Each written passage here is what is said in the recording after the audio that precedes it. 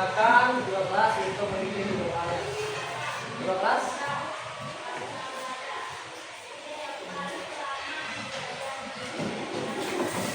Siap gerak. Terus pengajar doa dimulai.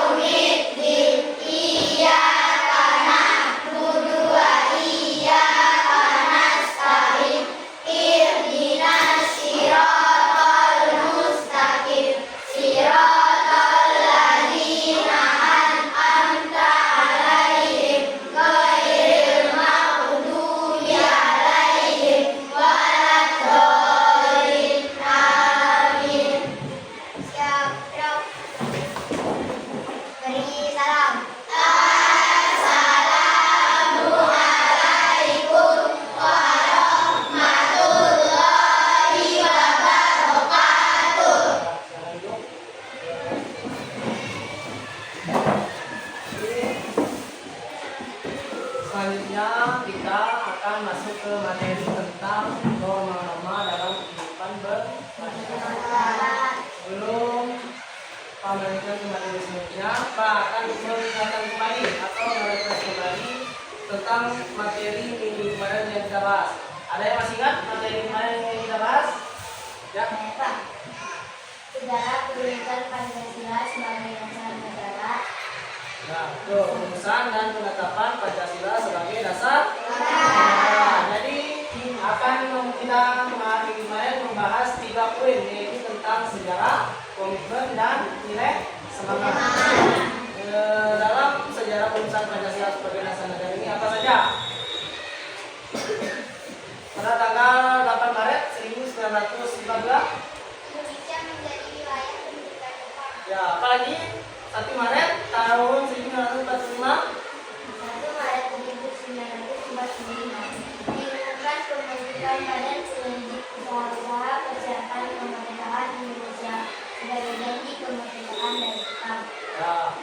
Terus di sidang pertama BPUPKI dilaksanakan pada tanggal 29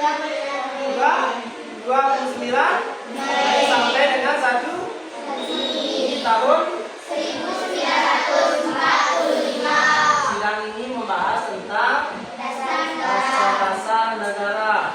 Ya, Rajimar Widodingrat selaku ketua sidang menyatakan perlunya satu dasar negara. Selanjutnya beberapa anggota sidang menyampaikan pendapatnya tentang rumusan dasar negara. Ya, menurut Muhammad Yamin terdiri dari 5 unsur dasar yang akan merdeka. Yang pertama, perimbangsaan. Yang kedua, ketiga, keempat, kelima. Nah, selain Muhammad Yamin, ada pendapat lain juga, yaitu Sutomo yang terdiri dari 5 juga unsur dasar yang akan merdeka. Yang pertama, persatuan. Kedua, ketiga, keempat, dan kelima. Nah, jadi selain itu ada juga pendapat Soekarno tentang unsur dasar kemerdekaan. Yang pertama, Pak Der? Ya, Bor. Nasionalisme dan kekuasaan Indonesia. Yang kedua, Internasionalisme dan kemanusiaan. yang ketiga, Mufakat atau demokrasi. keempat, Kesejahteraan sosial. dan kelima. Negara yang Maha Esa. Nah, terus poin kedua kita membahas tentang komitmen para pendiri negara dalam perumusan dan penetapan Pancasila.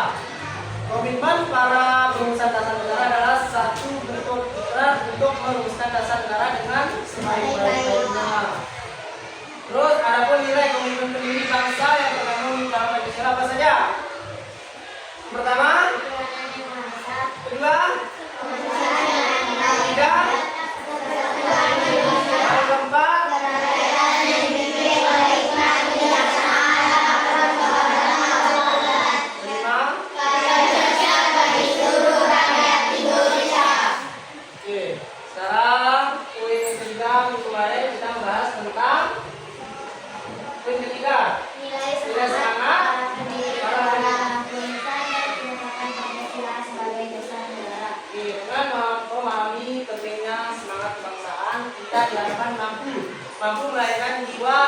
nasionalisme dan jiwa patriotisme. Apa yang dimaksud dengan jiwa nasionalisme itu? Kemarin saya masih ingat? Ya. Nasionalisme adalah paham kebangsaan yang mengandung kesadaran dan semangat tentang tanah air, memiliki rasa kebanggaan sebagai bangsa, atau memelihara kehormatan bangsa. Ya. Sedangkan jiwa patriotisme merupakan ya, boleh? Cinta tanah air adalah sikap seorang yang rela berkorban baik jiwa maupun raga untuk mempertahankan bangsanya. Ya. Jadi pentingnya kita mempelajari tentang sejarah, rumusan Pancasila sebagai sejarah, komitmen para pendiri dan nilai semangat para pendiri agar kita tahu bagaimana semangat pejuang yang sudah kita lalui ya. Jadi sekarasa materi tentang rumusan Pancasila, rumusan tentang Pancasila sebagai dasar negara ini, Pak Kira sudah paham, mengerti. Jadi kita akan lanjut ke materi tentang norma-norma dalam kehidupan bermasyarakat. Ya, sebelum melanjutkan ke isi materi tersebut, Pak akan menjelaskan mengapa materi perumusan penetapan Pancasila sebagai dasar negara ini kita lanjutkan dengan materi norma-norma dalam kehidupan bermasyarakat. Jadi kedua materi ini sangat berkaitan, ya, sangat berkaitan. Singkatnya, perumusan dan penetapan Pancasila ini merupakan fondasi ideologis dan konstitusional, sedangkan norma-norma dalam kehidupan bermasyarakat ini merupakan implementasi atau penerapannya dalam kehidupan kita sehari-hari. Jadi Pancasila merupakan landasan dan arah, sedangkan norma-norma mengatur bagaimana masyarakat agar bisa berperilaku sesuai dengan landasan tersebut. Jadi kedua materi ini sangat berkaitan, ya, tidak bisa dipisahkan karena tanpa Pancasila norma-norma yang ada akan kehilangan arah dan makna. Paham? Kita lanjut ke materi norma-norma dalam kehidupan bermasyarakat. Tujuan kita mempelajari norma-norma kehidupan bermasyarakat ini, yang pertama, menghargai norma-norma yang berlaku dalam kehidupan bermasyarakat. Yang kedua, mematuhi norma-norma yang berlaku. Yang ketiga, memahami norma-norma yang berlaku dan kehidupan bermasyarakat untuk mewujudkan keadilan. Yang terakhir, berperilaku sesuai norma-norma yang berlaku dalam kehidupan bermasyarakat untuk mewujudkan keadilan. Jadi norma yang berlaku dalam masyarakat itu norma dibuat berdasarkan nilai-nilai yang dijunjung oleh kelompok masyarakat dan menjadi perwujudan dari nilai-nilai yang dianut oleh sekelompok masyarakat. Jadi kita kalau berbicara tentang norma-norma, berarti kita berbicara tentang aturan yang harus kita patuhi atau taati. Di masyarakat mempunyai aturan, di sekolah mempunyai aturan, di rumah juga mempunyai aturan atau norma-norma yang ditentukan oleh Bapak Ibu guru, kepala desa. Di rumah kepala rumah tangga itu orang tua. Yang kedua, norma-norma yang berlaku dalam masyarakat. Macam-macam norma, ada 4 macam. Yang pertama, norma agama.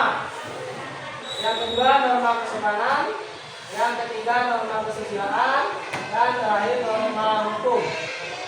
Jadi norma agama ini adalah aturan yang bersumber pada hukum agama atau kitab suci yang berasal dari Yang Maha Esa. Berarti dia ada di dalam Al-Quran. Larangan-larangan ada di dalam Al-Quran. Terus selanjutnya, norma kesusilaan adalah aturan hidup yang berkaitan dengan membisikkan kalbu, suara hati nurani, berarti batin kita, ya. Jadi norma kesusilaan itu sesuai dengan isi suara hati atau isi batin. Terus selanjutnya tentang norma kesopanan, itu merupakan aturan atau kaidah yang mengatur tingkah laku manusia yang bersumber dari peraturan atau tata krama kebiasaan dalam masyarakat. Pada intinya harus sopan. Contoh, kita melewati orang yang lebih tua dari kita harus menghargainya. Kita harus mengucapkan kata permisi. Kalau kita sebagai Islam harus mengucapkan salam. Terus yang selanjutnya norma hukum. Norma hukum ini adalah kaidah atau aturan yang mengatur tingkah laku manusia yang bersumber dari peraturan yang dibuat oleh pemerintah atau penguasa negara, undang-undang. Dalam pencemaran nama baik, contoh, dalam pencemaran nama baik terkena undang-undang IT. Bisa kita menjelek-jelekan teman, contoh ya si Repa menjelek-jelekan Fadil, dia menjelek-jelekannya di media sosial. Jadi Repa ini terkena pasal atau undang-undang IT, ya. Jangan main-main dengan Facebook, segala macam, karena itu bisa menjerumuskan kita ke penjara. Itu ya, Pak. Itu sekedar contoh saya. Terus norma yang berlaku dalam masyarakat, tingkatan norma. Itu ada cara ini norma yang diberikan pada suatu perbuatan individu, sanksinya sangat ringan, bahkan hanya berupa caraan. Contohnya cara makan yang baik. Nah, makan juga mempunyai aturan. Tidak boleh makan. Seandainya ada orang tua atau orang yang lebih besar dari kita makan di bawah, terus kita mengambil piring dan langsung makan di atas meja, itu tidak boleh. Itu termasuk cara atau norma yang berlaku dalam masyarakat. Yang kedua, kebiasaan yaitu norma yang dilakukan berulang-ulang dan dianggap baik oleh masyarakat, oleh karenanya akan mendapat ukuran. Contoh, memberi salam jika bertemu. Jika kita bertemu dengan orang yang lebih tua dari kita mengucapkan salam atau menggunakan kata permisi. Cara menghargai orang lain di lingkungan masyarakat. Terus selanjutnya tata kelakuan. Tata kelakuan ini kebiasaan yang sudah diterima sebagai patokan atau norma pengatur perilaku. Pelanggarannya akan dinilai sanksi yang lebih berat seperti pengucilan, contohnya larangan berzina atau Jadi tata kelakuan kebiasaan sama juga dengan kebiasaan kita. Kalau kita sudah pernah mencoba, semoga kita ambil saja, ya. Berarti itu sudah kita mencoba untuk melakukan tindak pidana, sudah melanggar aturan, ya, aturan atau norma yang termasuk tingkatan norma tata kelakuan. Jika melakukan hal tersebut, kita akan mendapat sanksi. Di sekolah sudah diatur apa sanksinya, di rumah sudah, dan di masyarakat sudah mengatur masing-masing. Di lingkungan kita sudah mempunyai aturan atau norma. Terus yang selanjutnya adat istiadat. Adat istiadat ini merupakan norma yang paling kuat, tidak tertulis dan turun-temurun. Tidak ada kita lihat, tapi turun-temurun. Ya, pelanggarannya akan mendapatkan sanksi keras sesuai adat yang berlaku. Contohnya tradisi pernikahan adat. Jika suatu tradisi kita langsung bawa, kita melakukan pernikahan atau adat pernikahan, dia tentu dia mempunyai aturan, ya. Banyak kan? Aturan apa saja? Biasa, batatoan, bahasa putih, roda ini tentu ada, ya, ada kebiasaan yang moyang kita yang menjadi kebiasaan masyarakat Sumbawa. Kalau tidak ada istilah kurang, ya, lalu ada kurang yang tidak kita lakukan, maka kita akan terkena sanksi. Sampai gitu paham? Paham? Semangat. Kita beri semangat dulu. Tepuk semangat.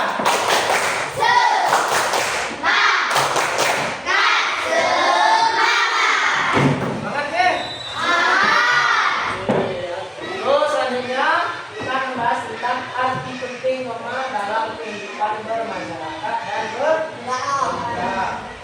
Norma-norma yang berlaku dalam masyarakat adalah tuntunan masyarakat dalam menjalankan kehidupan. Jadi Maksudnya di sini norma-norma ini adalah tuntunan masyarakat untuk menjalankan kehidupan. Kan sudah dijelaskan tadi kaitannya antara materi yang dimana dengan sekarang itu kita prakteknya secara dalam kehidupan kita sehari-hari. Berarti norma-norma ini kita langsung praktek dalam kehidupan sehari sebagai tuntunan agar kita menjadi orang yang lebih baik, tidak melanggar norma-norma yang berlaku di dalam masyarakat. Terus apabila masyarakat menjalankan norma tersebut dengan baik akan tercipta kehidupan yang tertib, damai, aman, rukun, teratur, dan seimbang. Kira-kira di sekolah, contoh setiap hari Senin kita mempunyai aturan atau sudah dituliskan di sekolah memakai pakaian lengkap, topi, dasi, dan pinggang. Jika ketika kita upacara setiap hari Senin, terus ada yang seandainya kita sendiri yang tidak memakai perlengkapan tersebut, maka kita akan terkena sanksi. Apakah hidup kita akan aman? Akan rukun? Akan berseimbang? Jadi kita harus mematuhi peraturan yang telah disediakan oleh sekolah, masyarakat, dan di rumah.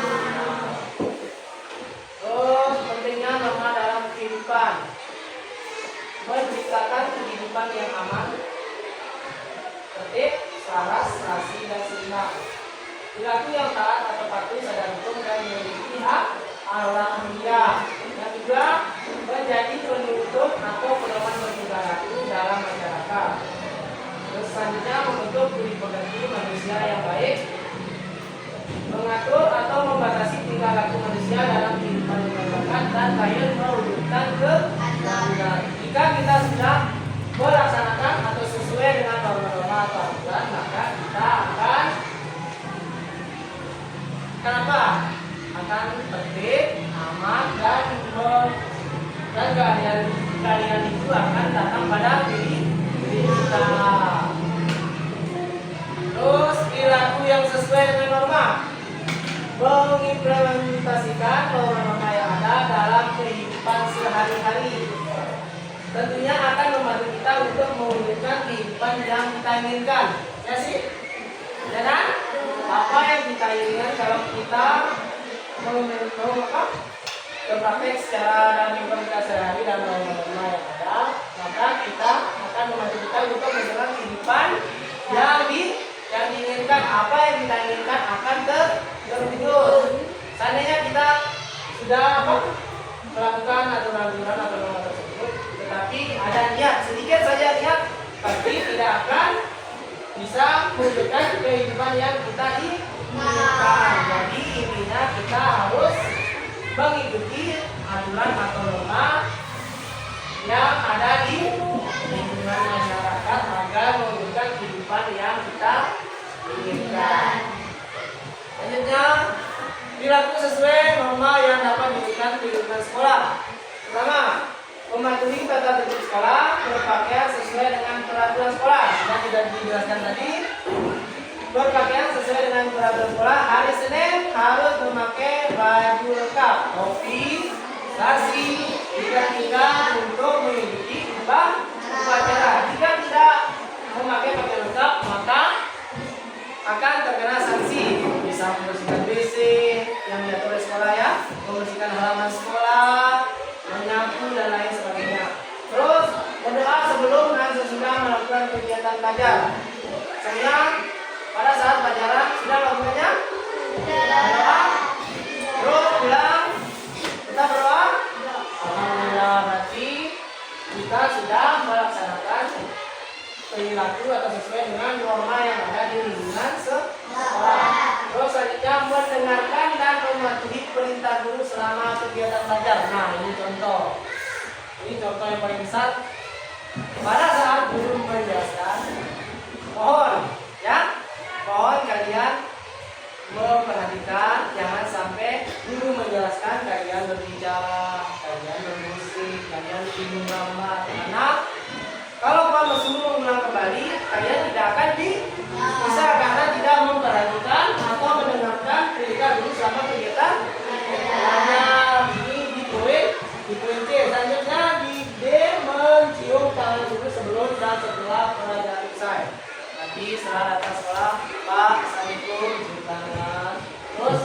bisa berdoa, pulang, setiap ketemu Bapak Ibu guru, pulang, cium tangan, dan mengucapkan salam. Kalau kita berotomatis. Terus selanjutnya melaksanakan kewajiban piket membersihkan kelas.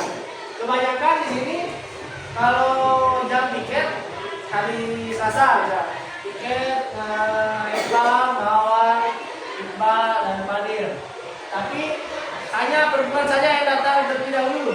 Sengaja lawan datang karena tidak mau bekerja. Itu termasuk tidak mematuhi peraturan yang ada di sekolah. Terus selanjutnya mengerjakan ulangan dengan jujur.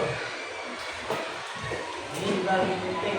Semua penting, tapi mengerjakan ulangan dengan jujur itu lebih penting karena kita melihat hasil diri kita sendiri. Jangan sampai kita sudah belajar sampai sekolah taruh buku di bawah bangku, ya tidak boleh. Jadi kita harus jujur karena kebanyakan zaman sekarang malas belajar, ingin nilai bagus, susah ya.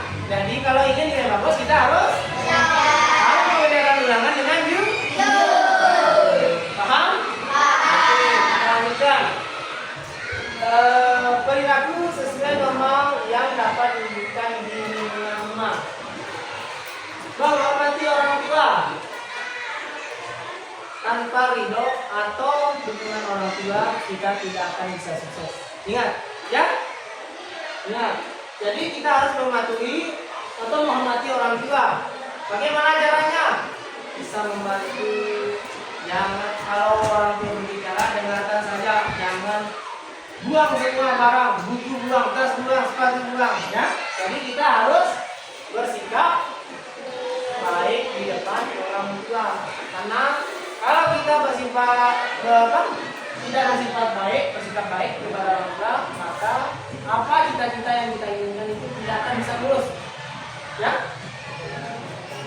Ada contoh banyak di sini S1 ini hukum, banyak yang tidak ada pekerjaan. Karena apa? Mungkin siapa tahu kan, atau mungkin belum memiliki atau mungkin dia tidak bisa mengerti orang itu banyak. Coba kalian laksanakan semua ini, insya Allah pasti kalian menjadi orang yang sukses. Yang kedua, melakukan kewajiban sebagai umat beragama apa? Waktu mengaji dan apa? Membersihkan itu sebagian dari tapi membersihkan itu juga sebagian dari umat beragama. Yang ketiga, membantu mengerjakan pekerjaan rumah dengan ikhlas. Mawar, minta tolong nyapu. Tidak boleh ya, kita menyapu sambil marah. Tapi kita itu tidak ikhlas. Apa salah kita nyapu? Kita nyapu membersihkan, kalau sudah nyapu pasti hati orang tua kita akan senang. Kemungkinan kalau sudah lihat bersih luar biasa, Mawar sudah bersih. Ada yang kita kasihkan hadiah, misal kasih jajan atau memberikan paket internet untuk belajar, padahal bukan untuk belajar tapi untuk bermain. Tapi yakin semua yang ada di sini pasti rajin belajar. Terus yang selanjutnya menaati peraturan rumah yang telah disepakati orang tua. Kalian kata orang tua, ibu bapak orang tua kalian di rumah jam 9 atau selesai dari maghrib kalian harus belajar sampai selesai isya. Selesai isya itu kalian harus tidur, tidak boleh tidur lewat dari jam 9. Itu termasuk juga aturan, ya, aturan yang diatur oleh keluarga. Terus yang terakhir, melakukan kegiatan sehari-hari tanpa melupakan kewajiban sebagai anggota keluarga. Apa kita sehari-hari ya? Nyapu, ngepel, cuci piring, boleh. Apa lagi? Ya, terus menyiram tanaman dan lain sebagainya. Jika kalian sudah melaksanakan semua yang ada pada lingkungan peraturan yang ada di lingkungan ya kan, dengan rumah, sekolah, di sekolah kalian akan menjadi orang yang sukses. Karena ketika kalian tidak mendengar omongan orang tua atau tidak menghormati orang tua, kalian perjalanan kalian itu akan merasa susah, ya, karena doa seorang ibu dan bapak itu sangat mujarab. Paham? Terus selanjutnya perilaku sesuai norma yang dapat diberikan di lingkungan masyarakat. Pertama, mengucapkan permisi ketika melintasi orang yang lebih tua. Sudah dijelaskan tadi, ketika kita bertemu dengan orang yang lebih tua, walaupun orang yang lebih kecil dari kita, kalau dia sedang duduk, apa salahnya kita mengucapkan dalam kata permisi kita ketika melintasi orang yang lebih tua. Terus yang ketiga, saling menghargai dan tolong menolong. Menghargai sesama teman di lingkungan masyarakat. Ketika kita bergotong royong atau menolong, apa salahnya kita membantu orang yang laki atau tetangga kita yang laki dalam kesusahan. Yang ketiga, berperilaku ramah dan menjaga tutur bahasa.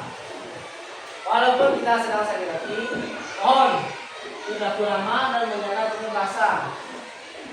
Ibarat intinya kerjalah yang profesional. Ya, ketika di rumah jangan membawa masalah yang ada di lingkungan sekolah, di rumah ke lingkungan masyarakat. Kalau kita membawa ke lingkungan masyarakat, maka cara berbicara kita itu akan berbeda, tidak seperti di biasanya.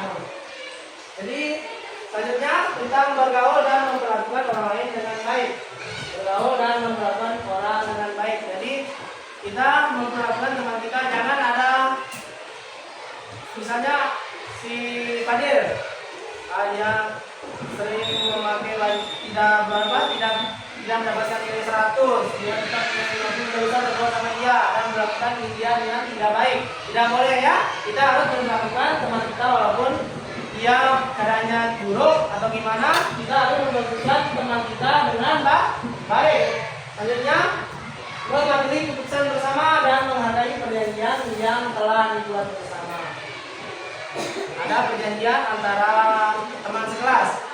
Jika yang telah datang akan kena sanksi. Jadi kita harus mematuhi keputusan dan menghargai perjanjian yang telah dibuat bersama. Sampai itu paham? Paham. Oke, lanjut. Ya, selesai. Tadi sekarang Pak beri kesempatan. Semua materi yang saya jelaskan tadi sudah paham atau belum? Sudah. Kalau ada yang ingin ditanyakan, silakan ditanyakan. Oke, Pak.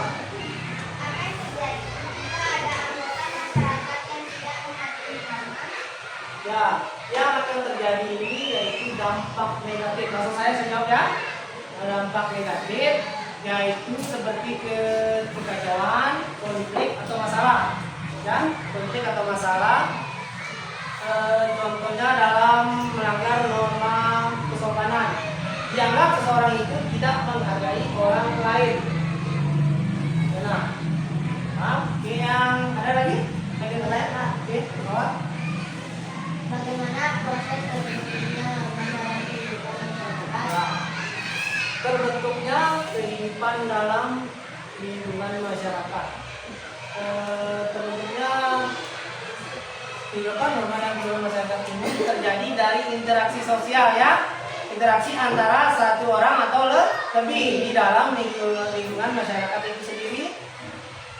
Terus singkatnya, norma hidup dan berkembang di dalam lingkungan masyarakat dengan tujuan mewujudkan kedamaian lingkungan masyarakat. Nah, paham? Ada lagi yang ingin bertanya? Oke. Mengapa seseorang perlu menerapkan norma dalam berbagai kehidupan? Ya, bagaimana? Apa? Kenapa seorang? Perlu menerapkan norma dalam berbagai Ya, pentingnya menerapkan norma dalam kehidupan, dalam berbagai kehidupan ini sangat penting, ya, karena untuk mengatur perilaku masyarakat supaya teratur. kan banyak perilaku masyarakat yang ada di sekitar kita itu belum teratur ya. Jadi itu bertujuan untuk mengatur perilaku masyarakat supaya teratur ya, karena kalau tidak ada norma, masyarakat tidak akan memiliki perilaku yang baik ya, karena tidak sesuai dengan norma-norma yang ada. Ini jelas? Ya, ada lagi? Oke, Fadil. Tadi kita jelaskan bahwa kita sebagai masyarakat yang berlaku sesuai dengan norma. Oleh karena akan kita setelah menjalankan norma dengan baik, maka alhamdulillah akan berjalan. Ya, apa saja kita tadi sudah dijelaskan, mungkin Fadil tidak melihat atau mengingatkan kurang fokus. Jadi yang tercipta dalam kehidupan itu pertama damai, aman, hukum, teratur dan seimbang. Jadi kehidupan kita akan tenang, tidak dibebani oleh rasa-rasa takut atau rasa cemas. Karena kalau kita tidak sesuai dengan norma, maka kita melanggar peraturan yang dibuat. Oke, kemudian jelas? Oke, ada lagi? Oke, lanjut.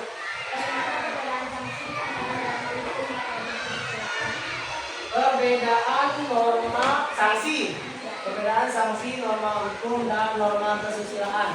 Jadi di sini kalau sanksi norma hukum bersifat memaksa, ya, bersifat memaksa dan melibatkan aparat keamanan yaitu polisi dan lain sebagainya dengan hukuman yang jelas.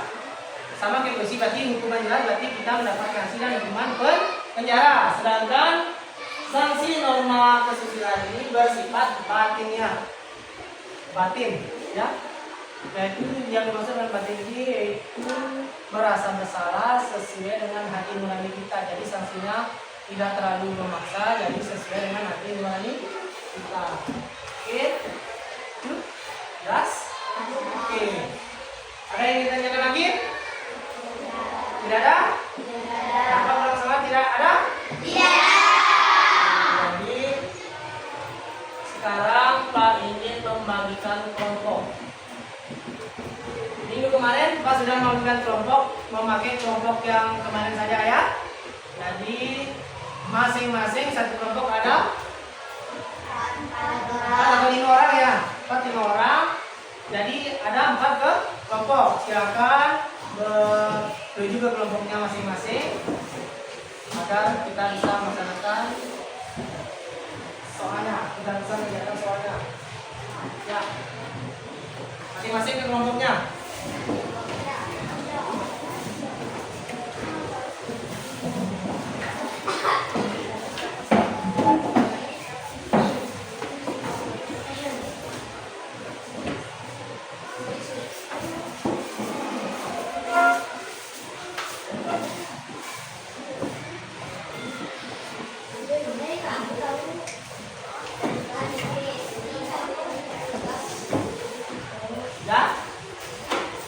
Ya,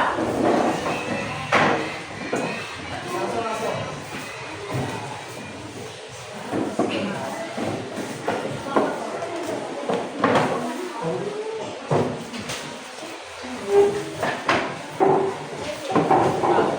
Sekarang Pak akan membagikan 1 lembar kerja peserta tim.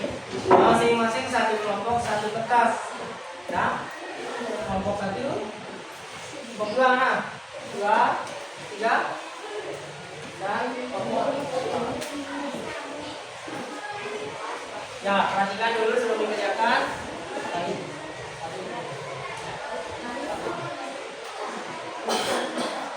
Ya, jadi perhatikan di lembar tersebut.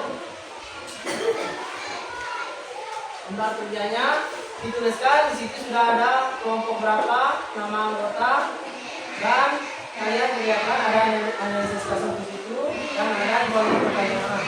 Jadi kalian kerjakan secara berkelompok, ya, tidak ada yang tidak bekerja. Dan kalau sudah selesai, kalian mempresentasikan di depan, ya. Siap? Ya, silakan mengerjakan dari waktu. Oke.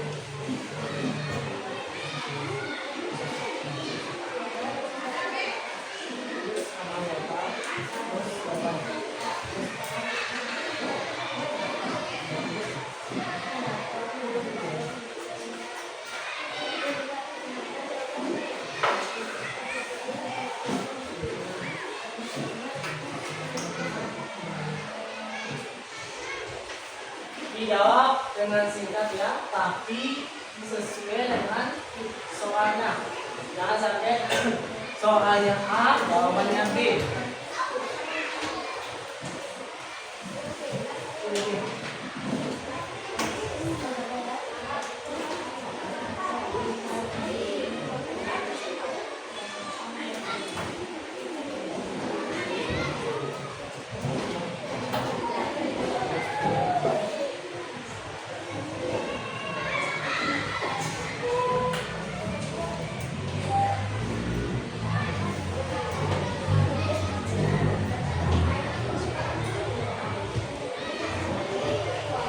Yang sudah selesai nanti boleh dilakukan.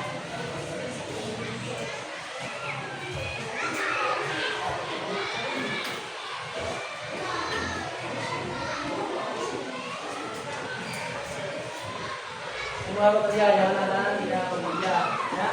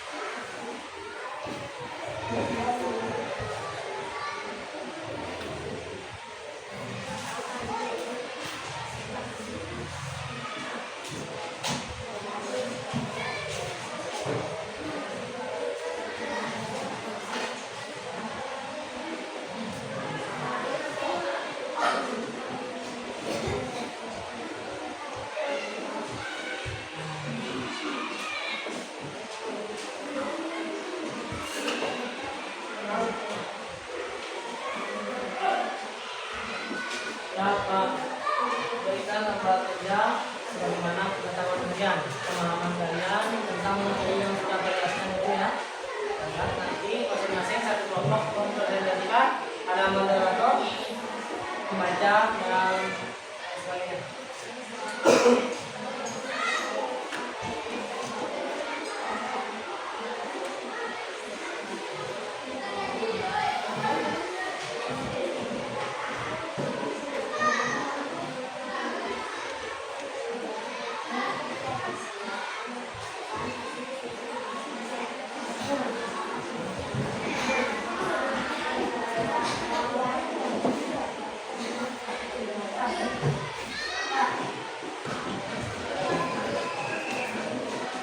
Dan selesai? Semuanya selesai. Ya, Pak.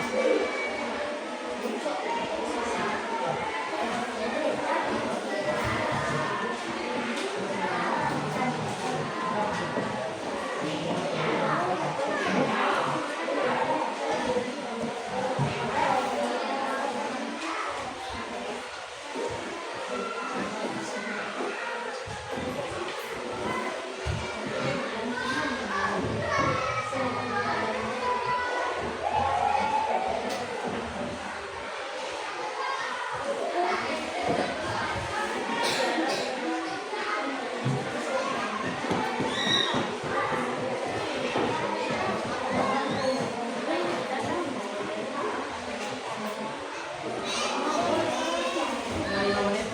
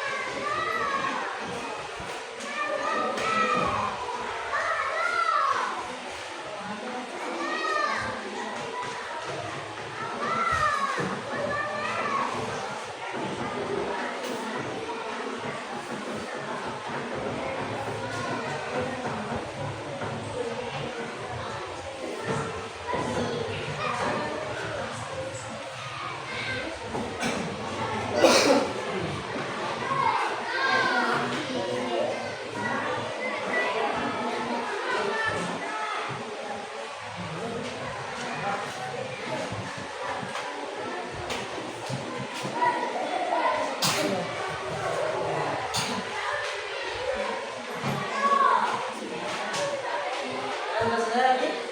Kelompok 1, 2, 3, belum? Selesai? Tinggal kelompok 3. Sabar.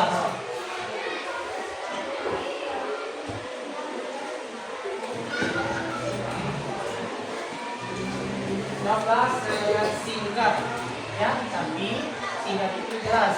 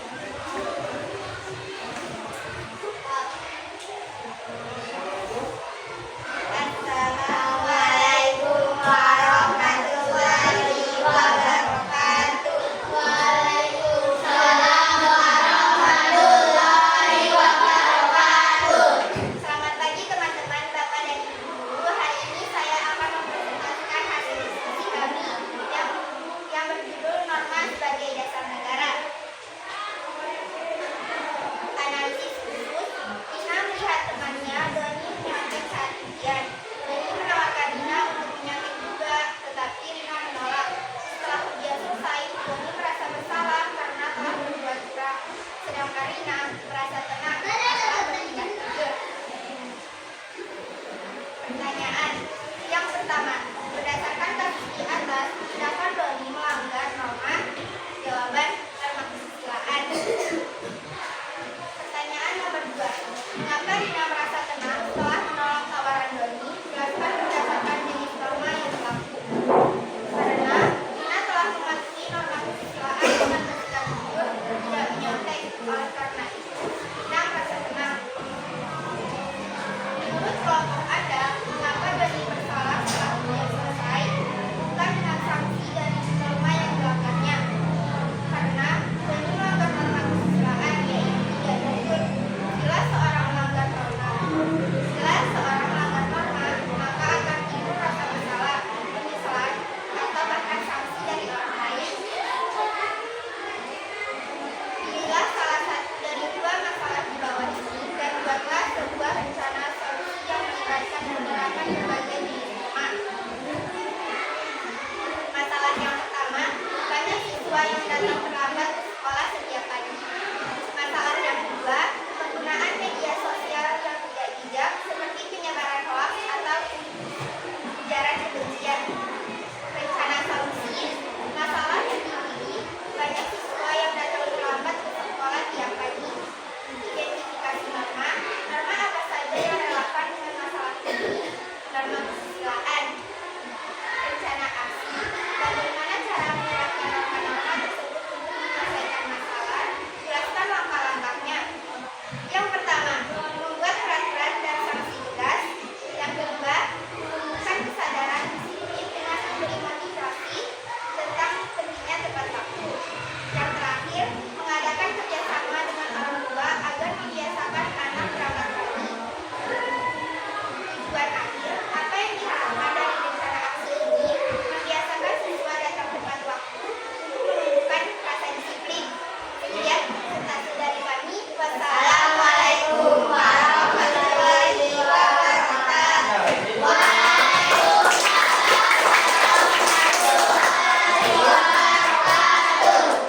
Mogoklah, silakan lanjut.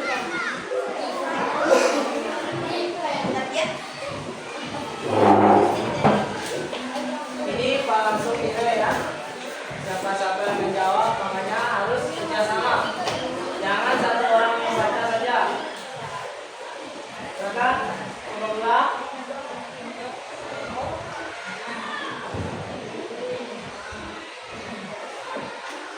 Assalamualaikum warahmatullahi wabarakatuh. Waalaikumsalam warahmatullahi wabarakatuh.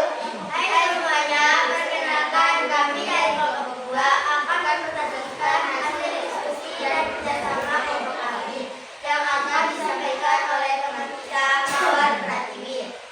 Assalamualaikum warahmatullahi wabarakatuh. Waalaikumsalam warahmatullahi wabarakatuh. Analisis kasus.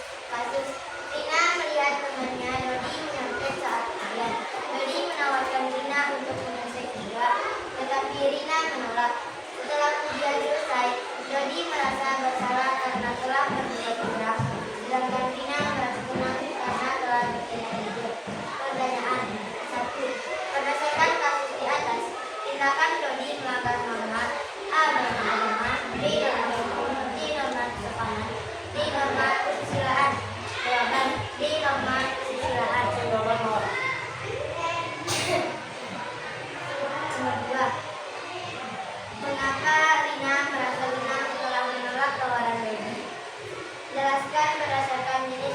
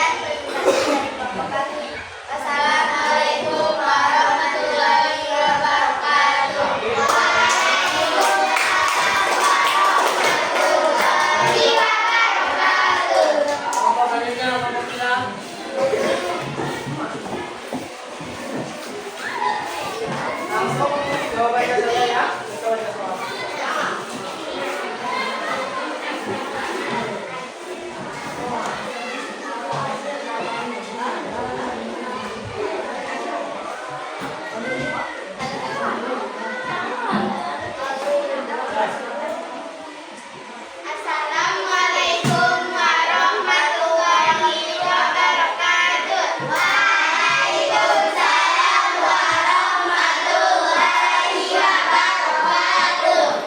Kami dari kelompok 3 akan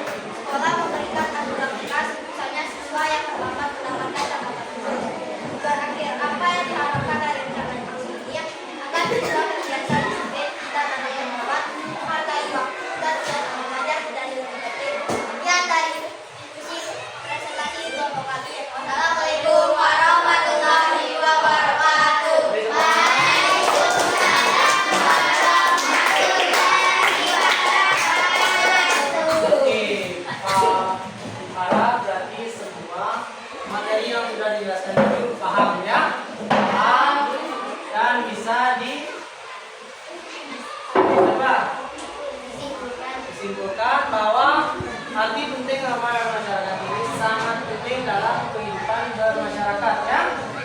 Apabila kita menjalankan Roma tersebut dengan baik, maka akan terciptanya kehidupan yang tertib, damai, aman, teratur dan seimbang. Jadi dalam kehidupan kita akan tenang dan aman. Dan dari materi tersebut kita dapat simpulkan bahwa norma yang dilakukan masyarakat dalam norma adalah aturan yang dibuat berdasarkan nilai yang dijunjung tinggi oleh masyarakat dan merupakan perwujudan dari nilai-nilai tersebut. Ya, dan pentingnya norma berfungsi sebagai pedoman bagi masyarakat menjalani kehidupan dengan mengikuti norma agar terciptanya kehidupan tertib, aman, damai dan seimbang atau selaras. Terus perilaku sederhana dalam kehidupan sehari ini memberikan contoh perilaku yang sesuai dengan norma berbagai lingkungan. Mungkin itu saja yang bisa saya lakukan. Sekian materi dari Pak. Silakan sebelum kita selesai dengan materi ini, silakan kita ulas untuk berdoa kembali agar demi kelancaran atau dapat benar-benar memahami materi yang sudah dibahas dan mendapat keberkahan dari Allah. Silakan kita ulas berdoa, doa untuk menyelesaikan materi.